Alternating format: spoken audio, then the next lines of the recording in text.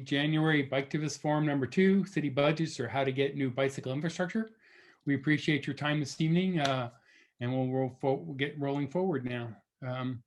On the call from SCPC, we have myself, John Cordes, Sandhya Lada, the San Mateo County representative, Asani Sadar, our development manager, Shiloh Ballard, our executive director, and Emma Schlaze, our deputy director. And let's go ahead and get started. Thank you for everyone. Hopefully this problem won't occur again with the bombing.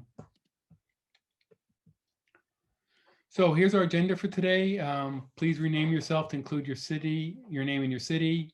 When you go into the chats or in the chats, just go ahead and share that, you know, what's your name, what's your city, and your favorite outdoor activity. From a couple minutes from now, we're going to start the presentations. We're going to talk about city budgets and why they're important, and then understanding city budgets will be our guest presenter, Sunnyvale Council member Russ Melton. We should finish that presentation by around 5:30, and then we'll shift into Q&A for 20 minutes. Then we're going to do a breakout to the transition to the breakout teams, one for each city. And when you get into your breakout groups, please introduce yourselves, make sure somebody's a note taker. And then we're going to work on our capital budget campaigns worksheet for your city and other team activities as time allows. So thank you very much, and onward we go. So meeting guidelines, we should add a new one that don't bomb us. That was the first time we've had somebody bomb our meetings, and it was obviously more than one, I think, from what was going on. So please take space, make space, allow others to talk, particularly in your team breakout sessions. We won't be opening up the for oral questions during the meeting unless we really have time. Right now, we have a list of questions already submitted. If you want to submit questions for Russ, please put them in the chat, and we have staff working by and watching the list to make sure that those get copied over to our Q&A list. Right now, we're going to stay on, and when you're talking, you know, in your meetings and your group meetings, please don't interrupt. Please stay focused on topics relevant to the team. Try not to get off on too many side conversations, and assume people are talking with a good intent. Zoom basics, again, rename yourself, ask questions via chat, and stay muted until the breakout sessions. So about SCPC, right? We're putting this on because we're trying to create healthy communities, environments, and economy through bicycling for people who live, work, and play in San Mateo and Santa Clara counties. We envision a community that values, includes, and encourages bicycling for all people, for all purposes. And our goal is to get 10% of people on bikes everywhere in the county, in both San Mateo and Santa Clara counties. We're committed to a just and equitable, safe access to riding for everyone.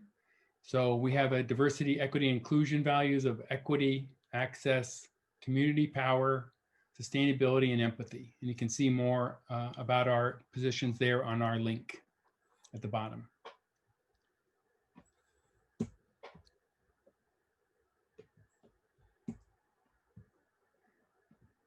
Okay, I'm trying to fast forward to the next page and it's not happening.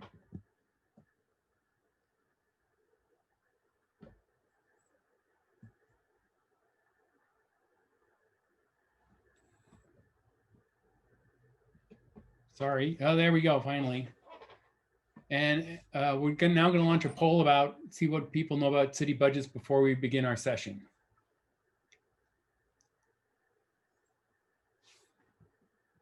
Here comes the poll. Launching the poll. And I'll just keep this up for 30 seconds. Try and see what people know about their city budget process before we begin our session today. All right, so far we have about 30 people online and about 20 of them have taken the poll. We'll give it another 20 seconds or so. We'll see what people know. And we still have people joining, which is normal.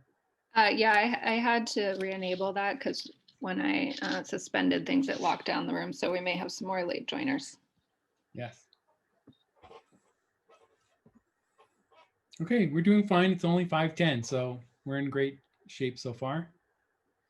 All right, so I'm going to end the poll with the people we have on it already? And if we have time later, we can reopen the poll.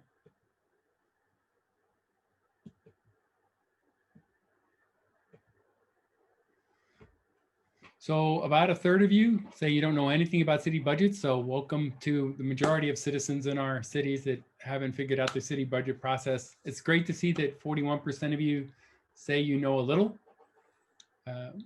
That's encouraging. It's good to see that almost 1 in 5 of you thinks you know where your city gets most of its revenue and where it spends most of it. And the tougher questions we're going to be getting a little bit into tonight is, how much does your city have in its current capital budget for bike and ped stuff? And what specific projects is your city actually working on because they're in the budget, or should be working on because they're in the budget? So thank you for everyone who participated in our poll. And again, if we have time later, we'll reopen that.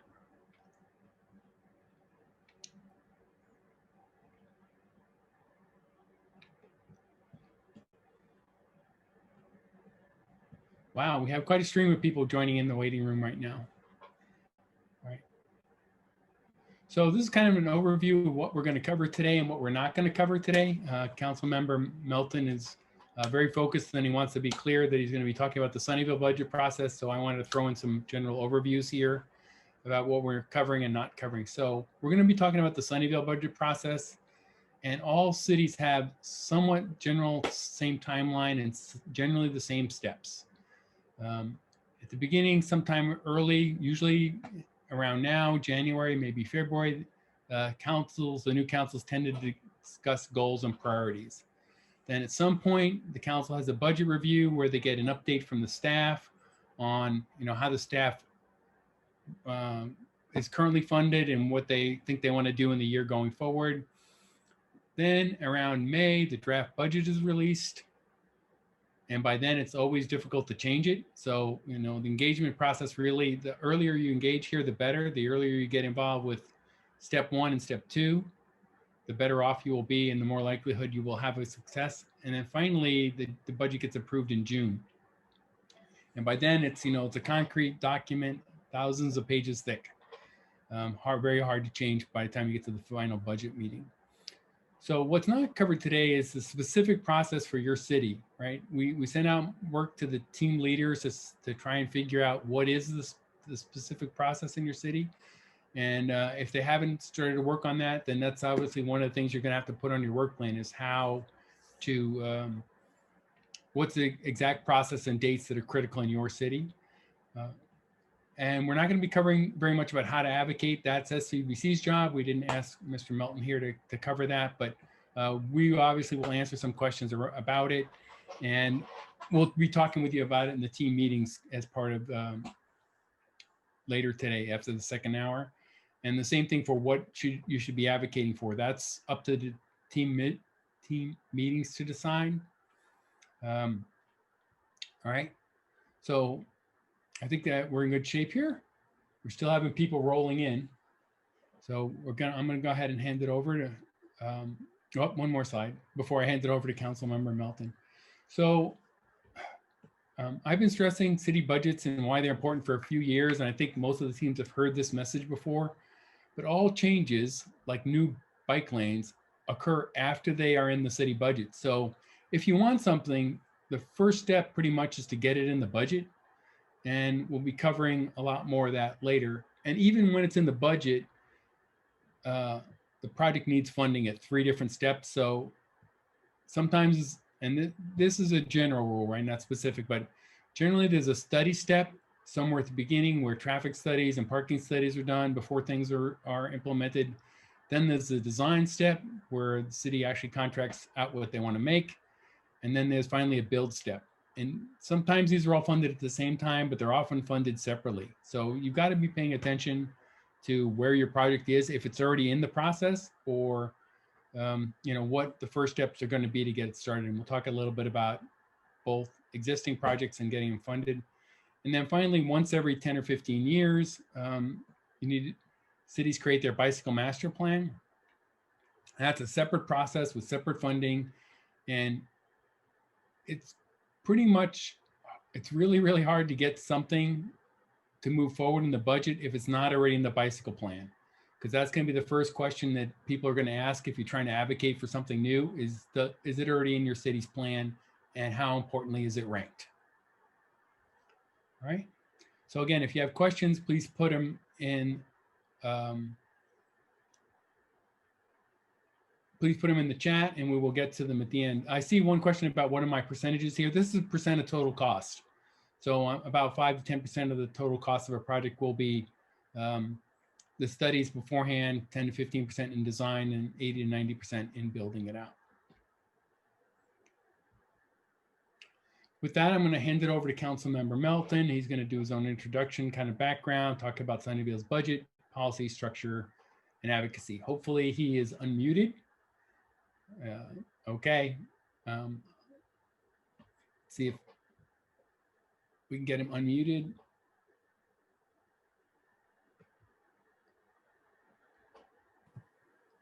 Okay.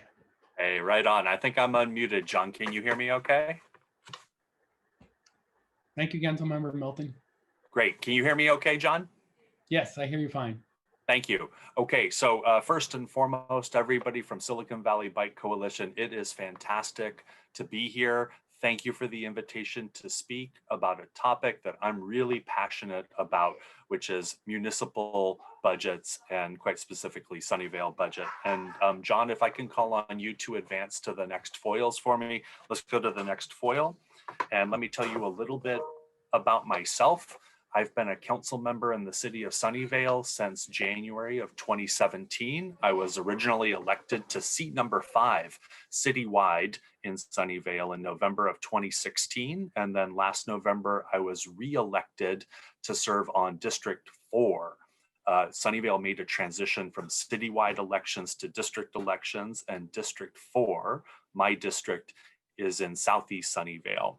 And before my time on council, I served for 4.5 years on the Sunnyvale Planning Commission.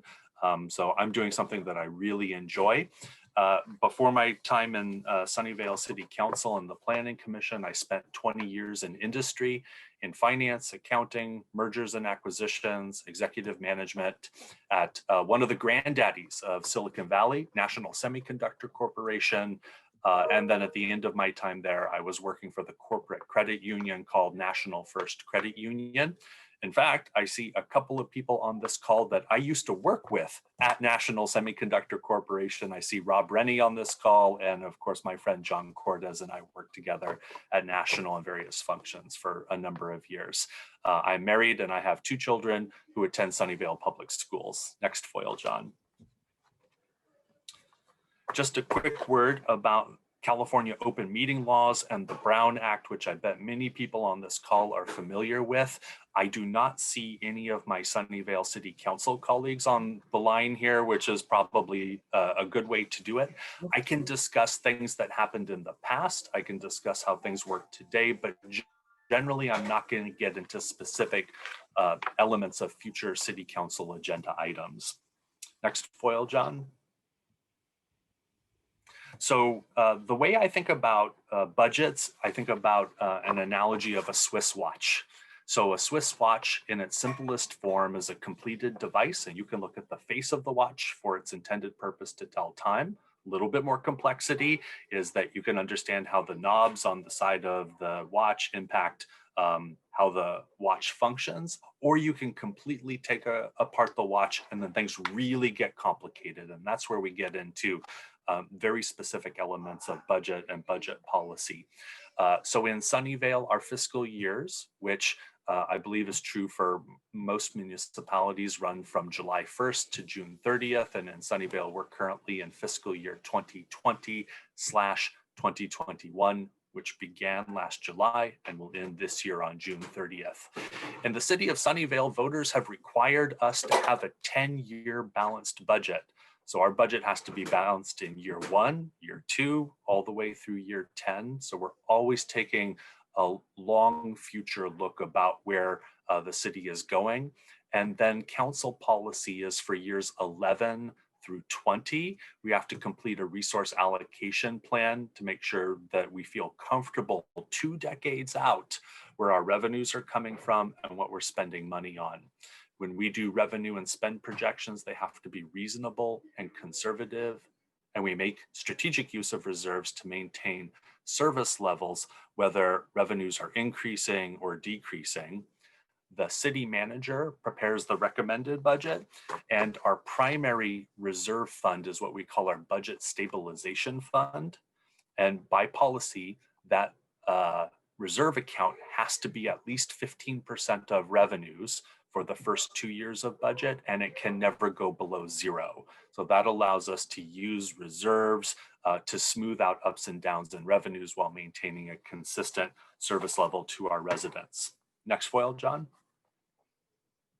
The Sunnyvale budget structure. In Sunnyvale, we do our budgets on an alternating 2-year cycle.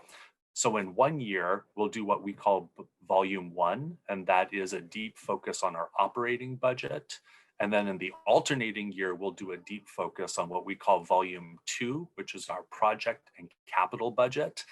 Now, if people ask me, Russ, which is more favorite to you, volume 1 or volume 2? I love them both, but I really enjoy volume 2, digging into the projects and what's going on in public works and what are we doing with our infrastructure. And this upcoming year, the budget cycle that we're just heading into is a volume 2 year. So I'm really looking forward to this. In most cities, the general fund is where most of the highly visible services are funded.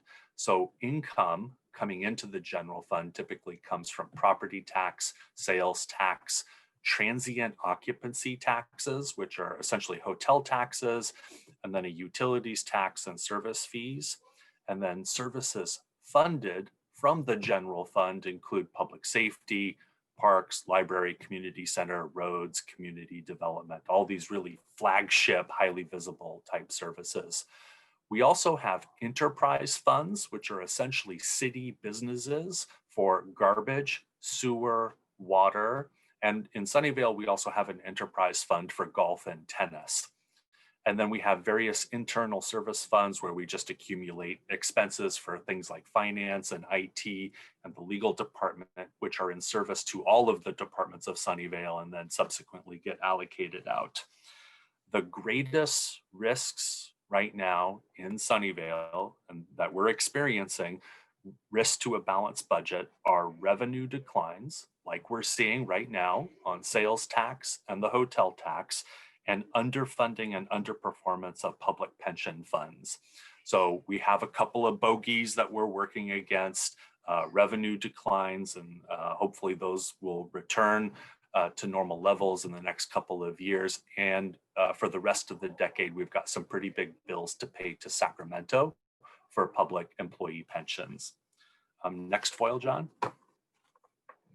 So in Sunnyvale, we are a very heavily policy-driven city. Pretty much any topic, you name it, we have a policy for it. If it's important in Sunnyvale, we've got a policy for it.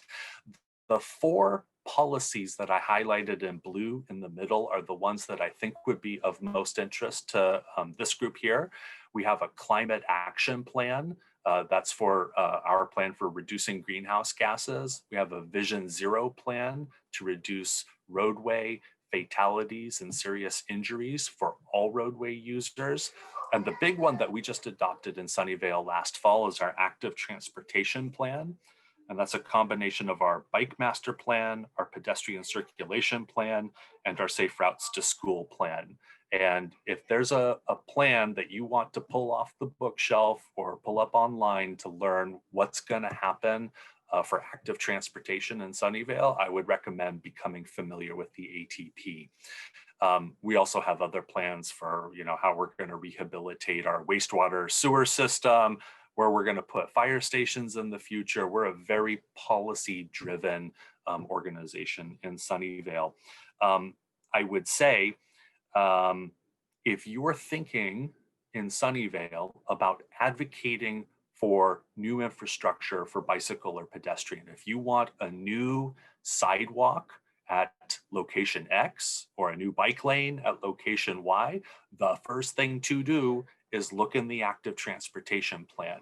And if your desired infrastructure is already listed as a future action in the ATP, you've already got box 1 checked. If it's not in the ATP, you've really got some headwinds in front of you. So that's the first place I recommend that everybody check. And that's about a 300-page comprehensive document. Next foil, John. So Sunnyvale is a service organization. The essence and the purpose of Sunnyvale existing is that we collect taxes and fees, and we use those funds to provide essential services that no other agency is chartered to do, most of which revolve around public health and safety.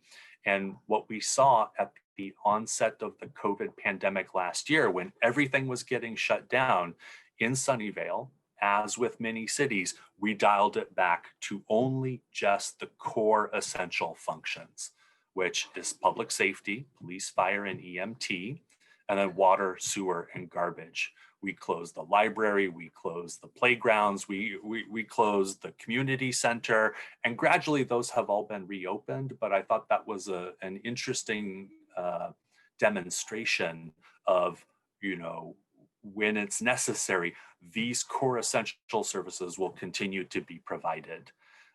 In Sunnyvale, as with most municipalities, the majority of our spend is on personnel costs, and those costs are determined along the way as we negotiate multi-year labor agreements. So it's when it comes time to complete the budget, the personnel costs have pretty much already been figured out by virtue of the labor agreements that were negotiated in previous years. And an important point to note, we were talking on the previous foil about enterprise funds like water, sewer, and garbage. When a resident pays a bill to the city of Sunnyvale for sewer or garbage, by law, we cannot take those funds and use them for general fund purposes. So we can't take sewer money and reallocate them to the library, and we can't take garbage money and reallocate it to public safety, for example. Next foil, John. So here is your numbers foil for the day. On the left-hand column, the city of Sunnyvale collects revenue, and we've also floated a bond this year for nearly $100 million. So total revenue, bottom of the left-hand column, is $600 million. And then expenditures, capital projects, and some debt service on the right-hand column equals that $600 million. Plus, we're socking away a lot of money into contribution to reserves to make sure that our budget stays balanced for the next 10 years. And one of the reasons I wanted to put this foil up here is that sometimes in the civic discourse, I will hear statements like, come on, Russ, Sunnyvale's budget is $600 million a year. Surely you could find some money to do Project X or Project Y. And the reality is a little bit more complicated than that. And for example, on the left-hand side at the top, that $100 million of bond proceeds that we've issued are for the rehabilitation of our sewer treatment plant, for a new city hall that we're building. And then a couple of lines down, you see water, refuse, wastewater. Those are the enterprise fund dollars coming in that we cannot allocate out for project type expenses. So that was just a point that I wanted to mention on the budget summary document here. Next foil, John. I think John had a great comment earlier in this presentation, which is, here's the budget flow timeline. The farther you get along into the timeline, the more difficult it is to advocate for things that you want in the next year's budget. So let's talk about the budget flow timeline here. In Sunnyvale, we use a process to gather up our big ideas, policy initiatives, or big projects that we want to do, and we call them study issues. Those are gathered up and sorted out once a year. Our commissions, like the BPAC, the Planning Commission, they have a deadline of October/November. Council has a later deadline to offer up any study or budget issues of February 2nd this year. I have another foil that we'll talk a little bit more about study issues in Sunnyvale. The next big thing that we've got coming up is the Council Strategy Workshop. As John mentioned, I think most cities do these annual workshops. Ours is coming up on January 28th in a week and a couple of days. And I've got another foil coming up about the Council Strategy Workshop, because I think These are some really big, important advocacy opportunities in Sunnyvale. Moving along the budget flow timeline, City Council on February 25th, we will sort out all of the awesome study issue ideas that have been generated by the community, and we'll decide which ones we're gonna not do, which ones we are going to try and get done, and that all gets sorted out on February 25th. The city manager on May 10th releases the recommended budget, and Sunnyvale City Council on May 20th will have an all-day budget workshop to hear staff's presentation about the recommended budget and ask any questions that we have, or maybe advocate for some changes or additions or deletions. Somehow in between May 10th and May 20th, I don't know how this is going to work. John Cortez and Tim Wee, you guys at BPAC and all of the other boards and commissions are going to have to get your running shoes on, because by policy in Sunnyvale, we want to hear from all of our boards and commissions with your inputs on the recommended budget. Okay, we're getting into the home stretch here. On June 8th, we hold a budget public hearing. All comments from the community are welcome. And then there's also a reality, right? As John mentioned, things are starting to turn into concrete around the middle of June. And then by June 15th, the focus and the mindset is we're going to adopt the budget. We're still very eager to hear from members of the public, but by this time, things are very solid. And then as a matter of bookkeeping and accounting, around December, we review an accounting document called the Comprehensive Annual Financial Report, which sort of closes the books on the previous fiscal year, and we turn our attention to the upcoming fiscal year starting in January. Hope that timeline makes sense to everybody, and when the time comes, I'll be happy to answer any questions about this. Okay, let's talk a little bit about the study issue process in Sunnyvale. I am not going to go over everything on this slide, but if folks want to take it away and sort of look at all the interesting things that we're talking about in Sunnyvale and maybe pick one or two that you want to advocate for, I think that would be fantastic. So you'll recall on the previous foil, I mentioned that we gather up great ideas from the community, and that's in the first bucket on the top half of the foil, proposed study issues that Sunnyvale Council will be sorting out on February 25th. I think we've got about 40 of them right now. The ones in bold are ones that I, Russ, have proposed either this year or in prior years. For example, DPW 20-12. I would like to do a roadway safety study at the intersection of El Camino Real and Poplar Avenue. Folks may know that's where we had 4 kids at the nearby middle school got bumped into by a motor vehicle. Thank God there was no fatalities, but they were certainly banged up physically and emotionally. So I want to do a roadway safety study there and see if we can find any improvements. Look at the one just underneath that. We have a great idea from the community, bike lanes on Hollenbeck between El Camino and Homestead.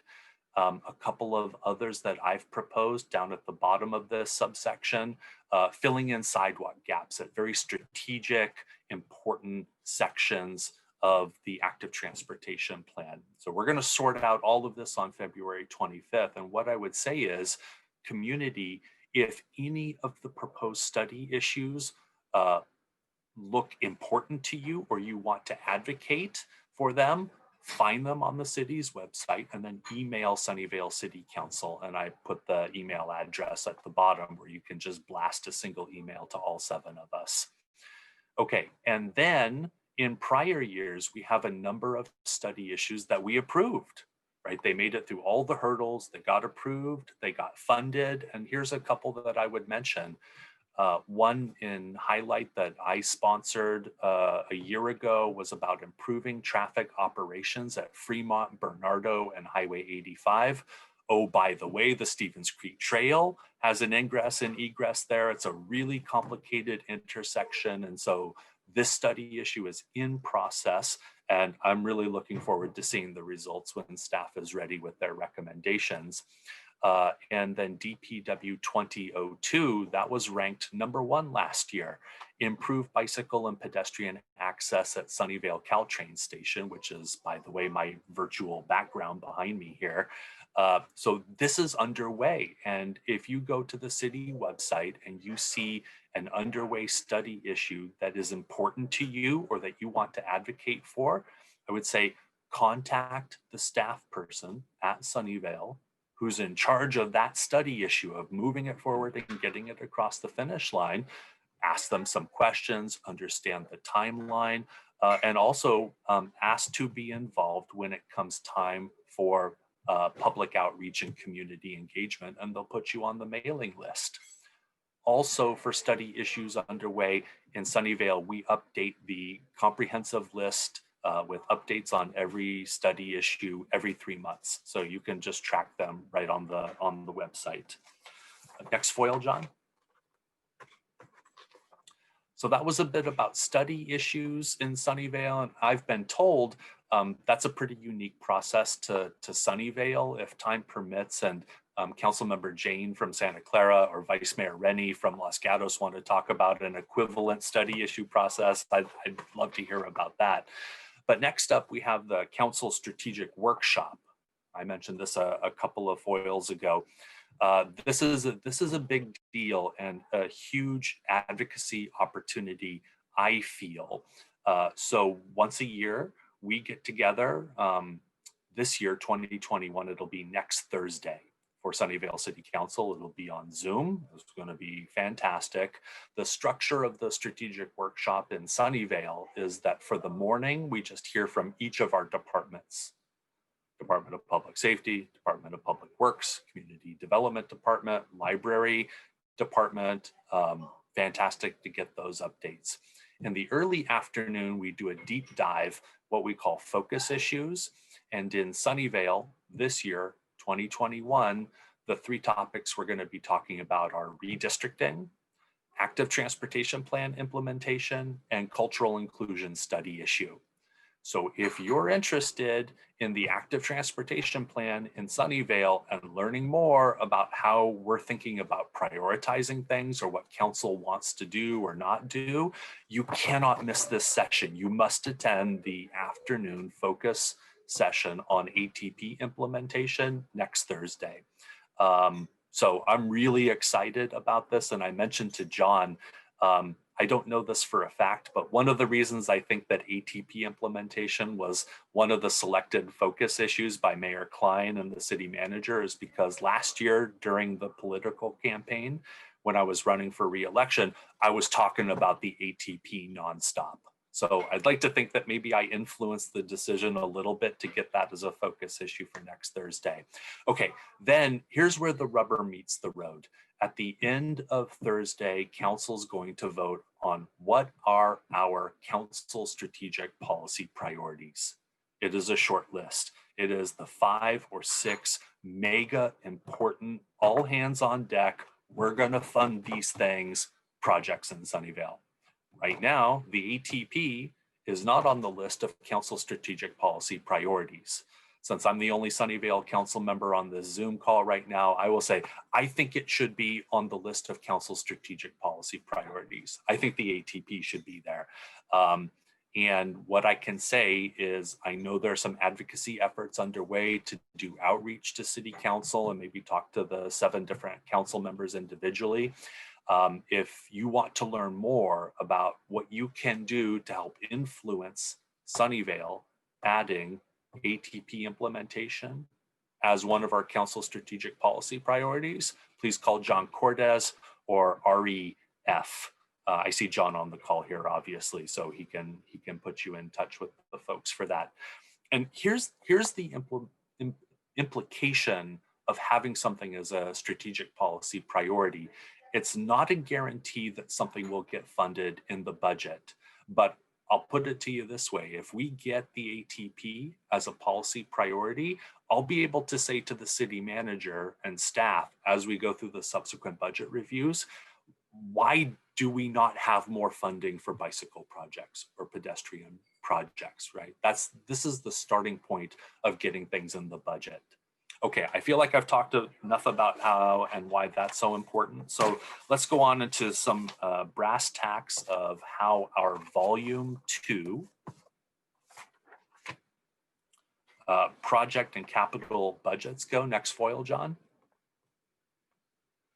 So our project and capital budgets, these are major projects typically related to capital improvements that are recurring activities that are multi-year in nature. As we mentioned, project budgets are scrutinized every other year, and the document is 1,000+ pages. So there's a lot going on in there.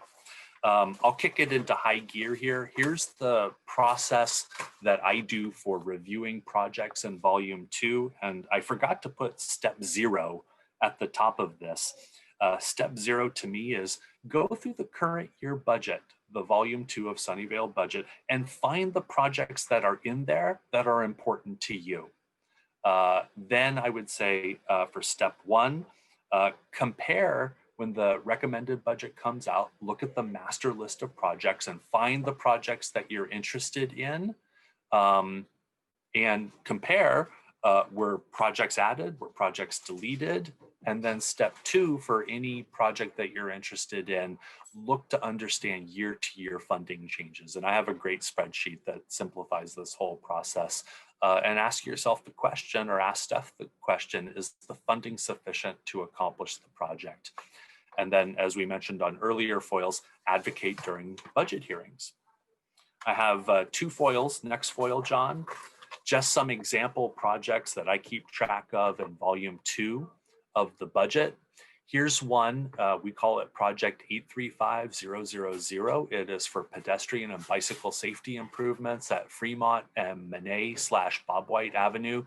Tragically, in the summer of 2017, we had a 13-year-old girl who was run over in a fatal accident. And after that time, I made it just one of the things I'm going to accomplish is improving pedestrian safety at this intersection. So there's going to be a whole write-up on this page. What is going to get done? Why are we doing it? What is the underlying policy? And in this case, where is the money coming from? Great news is that Sunnyvale's getting $172,000 from the state of California on something called TDA funding. And in fact, we got a second year of another $170,000 on this project. So we're really going to get these improvements over the finish line. Next foil, John. And then here's just another example of a project in volume 2. Now, this is more of an ongoing type project. This is maintaining pedestrian lighted crosswalks in Sunnyvale. We have one, for example, near Fremont High School that gets a ton of use when campus is on session at campus.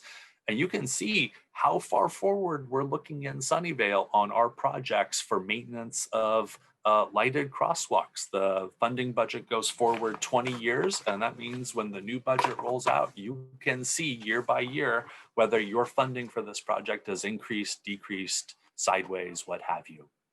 That's my last foil, and I want to say I'm very happy to answer any questions that folks have, and I really appreciate just the opportunity to talk for a half hour here on how we do budgeting in Sunnyvale. Thank you very much. Thank you, Councilmember Melton. So we've got plenty of submitted questions already. I'm going to start with a couple that were submitted in advance. So one of the questions is just, you probably just saw in chat. So Sunnyvale has a requirement for a 10-year balanced budget. How does that correlate with what happens with the yearly budgets? Great question. And when the yearly budget rolls out, which happens on an annual cycle, you crack open volume 1 and you'll see that it runs for 20 years. It has 20 columns, the first of which is year 1 and the 20th year of which is year 20. It's a real tip of the cap to our finance professionals for pulling all of that information together. And let's be frank, when you get to year 20 in the budget, there's a lot of assumptions that go in there. I mean, who really knows what property tax revenues are going to be in year 20? But you have to load up some assumptions to make sure that we're running a sustainable organization and committing to services that cost money in a prudent way. So done annually, where each annual budget is for 20 years in the future. All right, thank you, Russ. Second question, how is the city manager involved in the budget process? Deeply involved. The city manager, per the charter of the city of Sunnyvale, is responsible for the preparation and delivery of the recommended budget. Not council, not the BPAC, not the planning commission. It's the professional staff of the municipality with the city manager and the finance organization. And his role, I believe, first and foremost, is to listen intently to the community and to city council, starting with that strategy session that's going to be next Thursday. Right? What does the city council and what does the community value in terms of what we want to get done in the city? And for those things that are highly valued, how are we going to fund them? What policies exist, like the ATP? Is that policy listed as a strategic policy priority, yes or no? And then it all has to be made to work, because the budget will be balanced. There's no two ways about it. So if revenues are going down, well, that's just a whole other factor that needs to be considered. And the reason I think it makes a lot of sense for the city manager to provide the first budget is that it's a professional, apolitical document. It's his best shot outside all of the noise and clamor of politics and multiple requests for limited funding. The city manager is going to put his best shot at the recommended budget, and then council will tell him if and where we desire any changes. Okay, we have time for a few more questions. So when a city creates its budget and it has something to implement, like its bicycle master plan that has millions of dollars and dozens of projects in it, how do they do that so it gets implemented in a timely fashion? Yeah, so love the ATP. That's been one of my favorite policy documents to implement. And I don't have an exact count of the discrete number of projects that are in the ATP that are in fact implementable. But let's say that there are hundreds of them, from little sidewalk segments to major roadway reconfigurations and road diets and implementations of bike lanes. The first question is, where does council and where does the community prioritize the implementation? And that's going to be coming again from the strategic policy priorities. And then where are we going to get the budget for that? Is it going to come from the general fund, or are we going to turbocharge our efforts to look for grant funding from the state or VTA Measure B type funding? Those are all the things that have to be put together to find the funding to fulfill what we want to do in the policy document, which, by the way, is to get from 1.5% today to 10% active transportation use by the end of the decade. And John, what did Vice Mayor Rennie say in that comment? It flashed away before I could grab a look at it. Mr. Rennie said he thinks that staff is more important in putting together the budget than the council. Agreed. Kind of in line with what you just said, right? They have more influence. It's gonna roll across all their departments and impact them all. So they're gonna put it together and make the final. You're gonna approve the final budget, but it's rare that you don't approve it because you have to by law, whatever it is that staff's finally given you at the end of the day on June 25th or whatever day that is around that. So here's a good one for you because it's a motivation question. What would motivate you as a council member to consider funding more bike and ped projects? It's a kind of a related question, but people are trying to figure out what would help change your mind to do more. Well, that's a great question. I'm not sure Russ, need a lot of convincing to do more, right? I'm already on board. I voted for the ATP and I'm feeling pretty passionate and have talked a lot about the need to get ATP implementation as a council priority. And I'm going to be watching the rollout of the budget very carefully to see what volume 2 looks like. I think in Sunnyvale, we are a very, very policy oriented city. So actually getting the ATP across the finish line was a huge step. And then I can imagine elected officials everywhere in the state of California and elsewhere are extremely nervous about revenue declines. Sales taxes are down. I'll just say I was on a statewide conference call last week, and a council member from a city down in Southern California that's very tourist driven, he said that 80% of his city's budget was from hotel taxes. 80%. I said, yikes, man. And in that case, when nobody's staying in hotels, that city's got some real tough choices to make. So it's a real yin and a yang. You have to have the money to be able to spend the money. And then it's a matter of prioritization of where council wants to put its ethos and values in the budget. All right, thank you, Councilmember Melton. We appreciate your time. We're gonna have to move on to the rest of our agenda and then out to our team meeting starting at 6. Excellent. Hey, everybody, it's been fantastic. John, Shiloh, thank you again for the invitation. It's really fantastic. My contact information is here if anybody wants to reach out subsequently. I'm always happy to talk. And I need to move on to the next thing here, John, with my kids. So I'm going to be signing off of the Zoom meeting now. I'll catch up with everybody later. Thank you, Councilmember Melton. Thank you. Bye. Okay, so we have a couple announcements before we give everybody a quick break and send you to your breakout rooms or give you the option to go to your breakout rooms. So just want to make sure that you put on your calendar that the next Biketivist Forum will be on February 17th, 5 to 7 p.m. The campaign topic will be campaign planning, which is something you're going to be working on tonight, which is coming up with budget campaigns to influence the process we just talked about. Hopefully you've got a lot more information now about how to influence a budget, and you'll be coming up with steps and actions and figuring out who you're going to meet with and what you need to learn to effectively get more spending for bicycle and ped projects into your city budget starting next year. All right, so that's kind of where we are going forward with next month.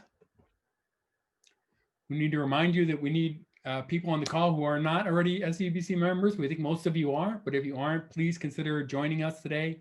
It's $35 for a year's membership. Sanjay just put the link for the next Biketivist Forum in the chat. So if you want to already register for next month's Biketivist Forum, you can do that as well.